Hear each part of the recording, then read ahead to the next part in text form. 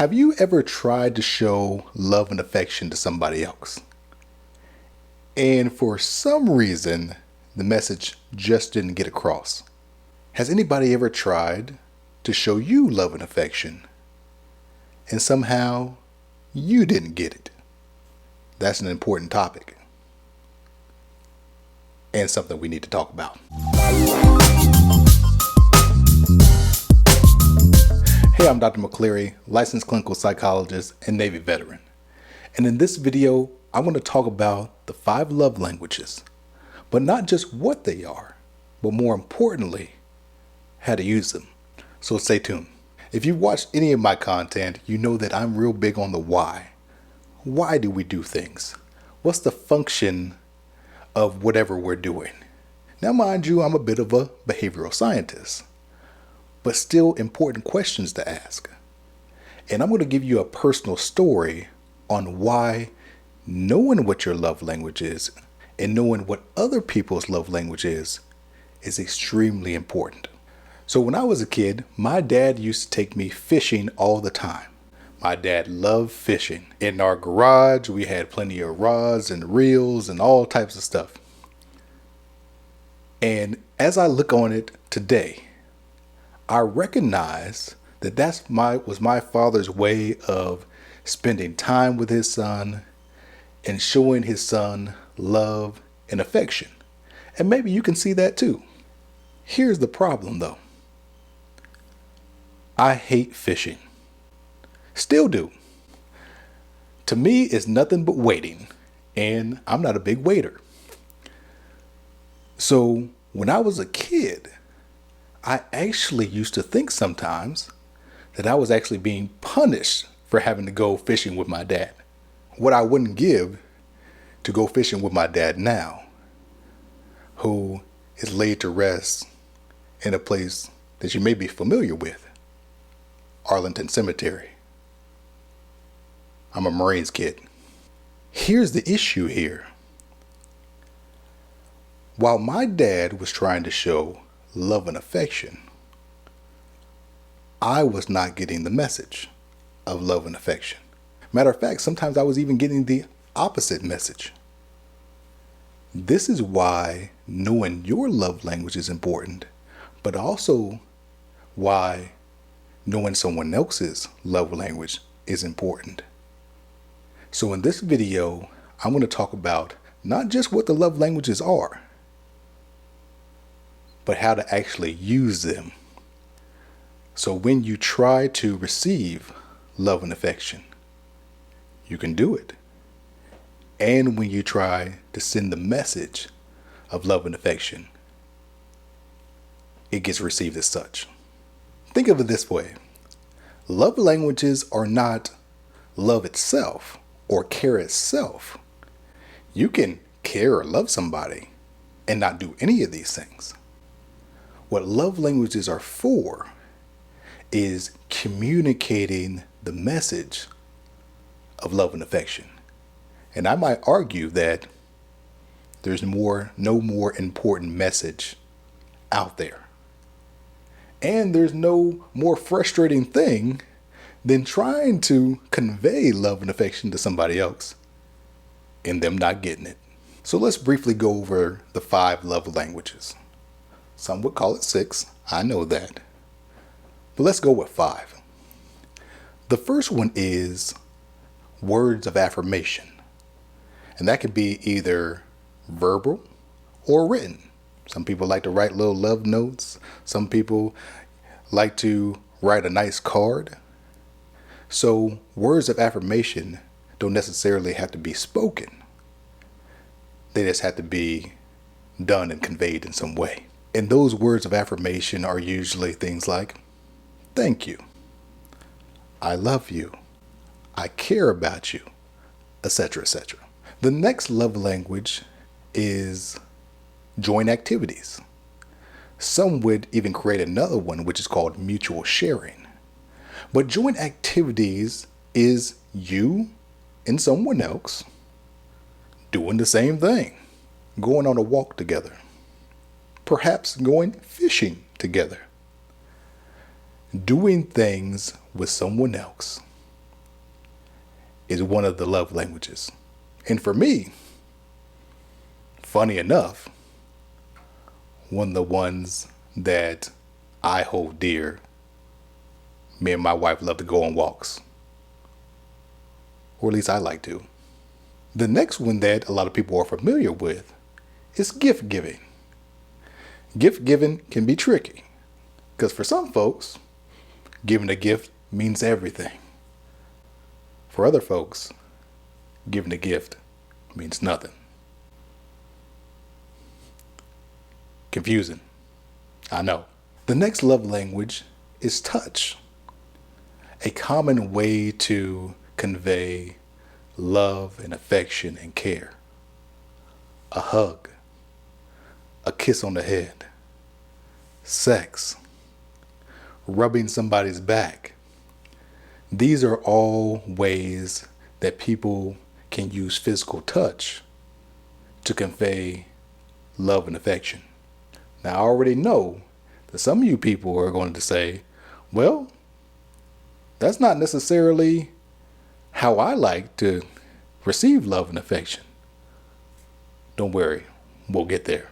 The last love language that we're going to talk about is acts of service.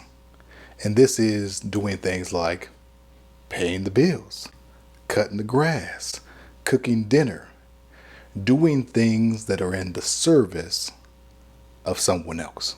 If you're getting value out of this video, show my channel some love and click that like button. Before we go any further, I have a task for you to think about before we jump into some of the challenges of love languages and how to utilize them. What I want you to think about now that we've briefly gone over what the love languages are is I want you to think about how you like to receive love and affection. What works for you? What I also want you to think about is how do you like to show, express, convey love and affection? I just want you to have that in the back of your mind as we move forward. Right now, what I'm going to give you is 5 tips for you to increase your love language IQ. And the first one is you have to accept that there's more than one. Yes, what you like doing, how you like expressing love and affection, how you like receiving love and affection. There are multiple ways to actually get the same message across. So you have to accept that your way is not the only way. The second tip I have for you is to learn other people's love language. Here's how you can set yourself up for success. If you know how someone else likes to receive love and affection, if you know what works for them, even if you like to do it another way, if the mission is you getting across the message that you care about somebody, well, it might be actually in your best interest to convey that love and affection in a way that that other person can actually hear it or receive that message. Something to think about. The next one is related to that homework that I gave you earlier, that thing to think about. And that was how you like to receive love and affection and how you like to show love and affection. My third tip for you is to actually let other people know what your love language is. And this is important in you conveying the message of love and affection and also receiving love and affection. If somebody else knows what works for you, well, you're setting them up for success and yourself up for success. That maybe when they want to show you love and affection, they might do what works for you. Oh, also, if you let them know how you like to show love and affection, you set yourself up for success where you're trying to convey that message as well. The fourth tip that I have for you, and I know I've already said this a couple of times already, but you need to learn how to speak the other person's language. Yes, you need to figure out how somebody best receives love and affection. And then when you try to show love and affection,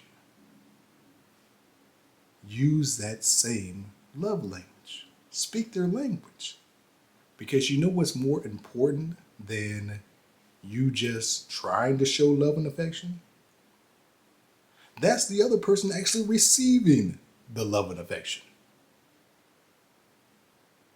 Once again, something to think about for some of us that are a little bit rigid in our thinking. And they think that somebody should just get it anyway. Setting yourself up for failure there. My last tip for you regarding love languages, before we jump into some challenges regarding this, is you have to learn how to interpret someone else's love language. That means when somebody's trying to show you love and affection, well, they might not necessarily be doing it in a way that you prefer. However, they might actually be trying to show love and affection in their own way.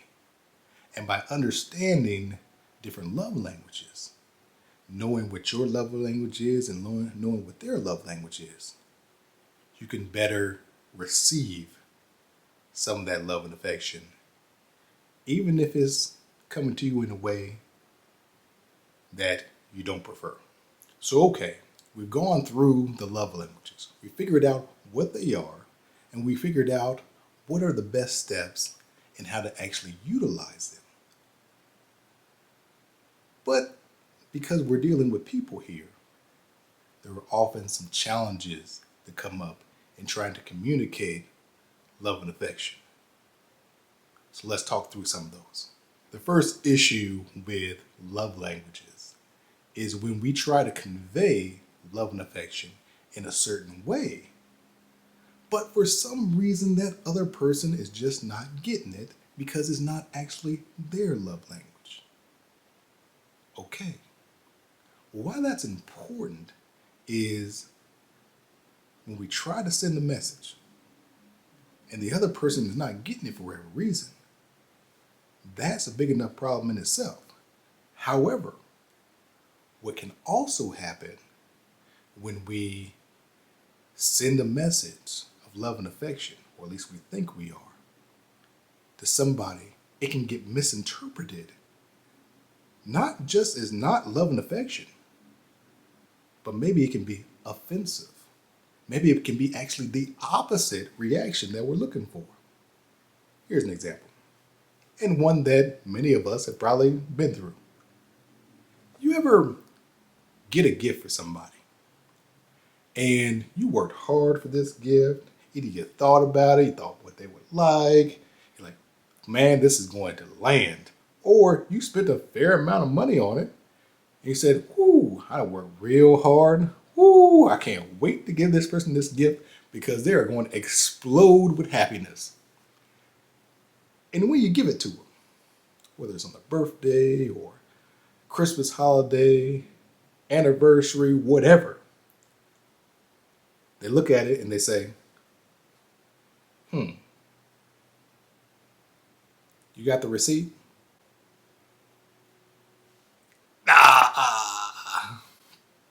How could this potentially happen? Well, one, maybe we're not that great of a gift giver. Two, maybe it's not how they like to receive love and affection. Maybe they would have rather had a nice card. Maybe they would have rather had a nice walk on the beach. So what we have to remember is, well, what is the mission whenever we're doing whatever we're doing? Is the mission to convey love and happiness? Because if it is, we need to speak a language that the other person can actually understand. Some people are going to be mad at me for this one. But another one of the love languages that commonly gets misinterpreted is acts of service. So when people are doing something to help somebody else. Now, there are many people, and I look at parents as a big one, that go to work real hard, make sure that the lights are on, make sure that the bills are paid, make sure that there's food in the refrigerator. And that is their way of showing love and affection. Okay. But what happens when kids or your partner or whoever don't interpret it as love and affection?